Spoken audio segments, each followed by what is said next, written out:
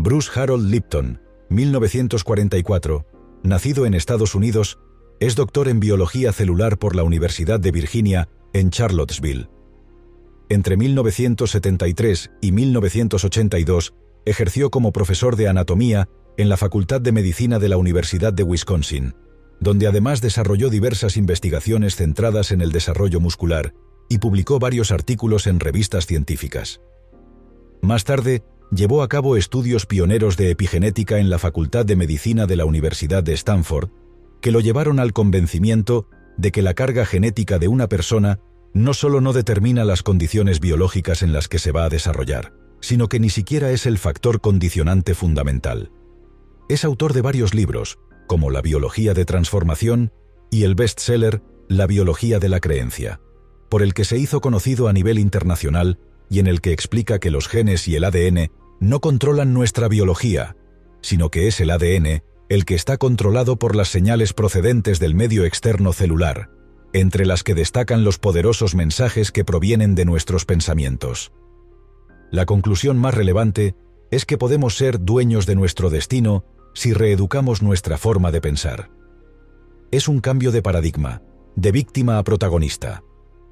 Nos han hecho creer, dice Lipton, que el cuerpo es una máquina bioquímica controlada por genes sobre los que no podemos ejercer ninguna autoridad. Eso implica que somos víctimas de una situación. No elegimos estos genes, los recibimos al nacer y ellos programan lo que sucederá. Cuando crees que los genes controlan tu vida, tienes una excusa para considerarte una víctima. 1. No somos víctimas de nuestra genética. Dice Bruce Lipton: me enseñaron que los genes controlan la vida, que en ellos se inscriben todas nuestras capacidades y características, pero es falso. En verdad es el ADN el que está controlado por el medio externo celular. ¿Qué significa eso de manera más concreta? Hablar de célula es hablar de vida.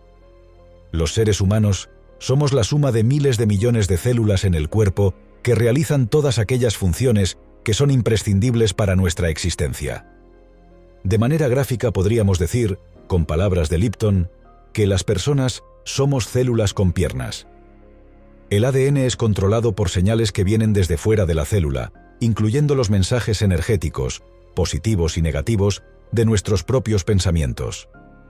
Es decir, lo que condiciona a todo organismo vivo es su entorno físico y energético. El ambiente en el que vivimos, entorno físico, y nuestros pensamientos, entorno energético, influyen decisivamente en nuestra salud y felicidad. El mejor ejemplo es una conocida investigación en el campo de la epigenética liderada por Michael Meaney de la Universidad McGill, en Montreal, Canadá, acerca de cómo el cuidado materno podía modificar el desarrollo cognitivo de las crías de ratón, así como de la capacidad de hacer frente a situaciones de estrés. En el experimento participaron dos grupos de hembras de ratón. Unas eran muy maternales y las otras no tanto. Se pusieron a sus crías junto a ellas y luego se intercambiaron. Los ratones que se criaron con madres menos afectuosas, fueran o no biológicas, mostraron las mismas modificaciones del ADN del cerebro que sus cuidadoras y se mostraron más vulnerables ante situaciones de estrés. 2. Los estudios que empecé hace 40 años demuestran que las células cambian en función del entorno. Esto es lo que llamamos epigenética. Según el entorno y como tú respondes al mundo, asegura Lipton, un gen puede crear 30.000 diferentes variaciones. Por tanto, somos algo más que unos genes. El prefijo epi significa por encima. Esto es, epigenética quiere decir más allá de genética. Escribe Lipton: yo trabajaba con las células en los años 60 y un experimento que hice cambió mi forma de ver el mundo. Cogí 3 grupos de células y las puse en 3 placas, y cambié el medio de crecimiento y los componentes del medio ambiente en cada una de ellas. Luego verifiqué que en una de las placas se formó hueso, en otra músculo y en otra células liposas. ¿Qué fue lo que controló el destino de cada una de ellas si eran genéticamente idénticas? Los genes no lo controlan todo, es el ambiente. El ser humano es el que controla, dependiendo de cómo lee el ambiente.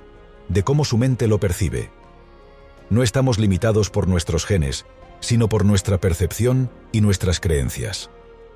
Thomas Genuwein, del Instituto Max Planck, explica qué es la epigenética de manera muy ilustrativa. La diferencia entre genética y epigenética puede compararse con la diferencia que existe entre escribir y leer un libro. Una vez que el libro ha sido escrito, los genes o la información almacenada en el ADN será el mismo en todas las copias. Sin embargo, cada lector podría interpretar la historia del libro de forma diferente, con sus diferentes emociones. De una forma similar, la epigenética permitiría diferentes interpretaciones de un molde fijo y que darían lugar a diferentes lecturas, dependiendo de las condiciones variables en las que se interprete el molde. Científicamente, la epigenética se define como el estudio de las modificaciones en la expresión de los genes que no obedecen a una alteración de la secuencia del ADN.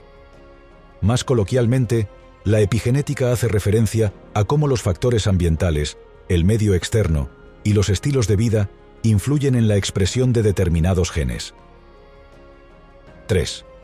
Cambiar nuestra manera de vivir y de percibir el mundo es cambiar nuestra biología. Diríamos que somos lo que vivimos y pensamos.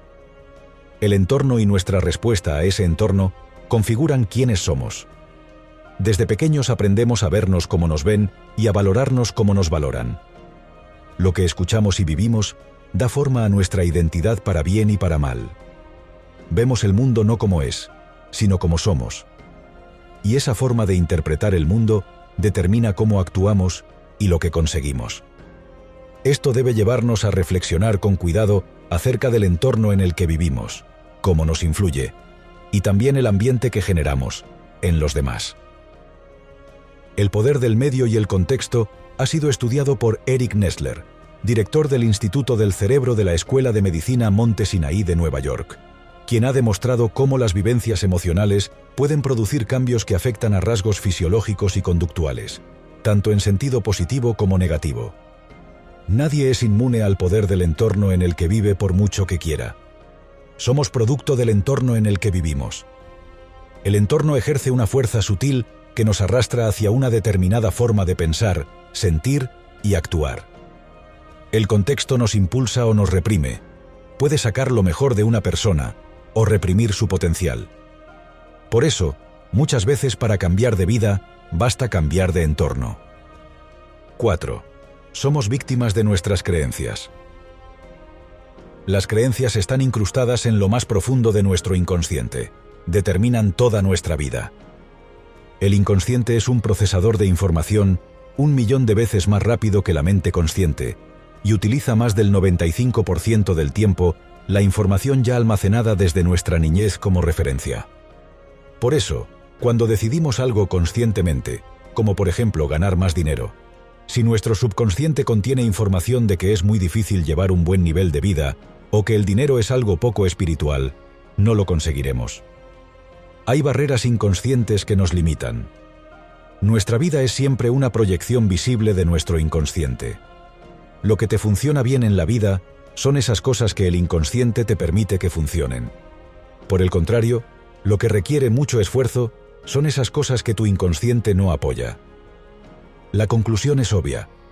O gobiernas tu inconsciente, o tu inconsciente te gobierna a ti.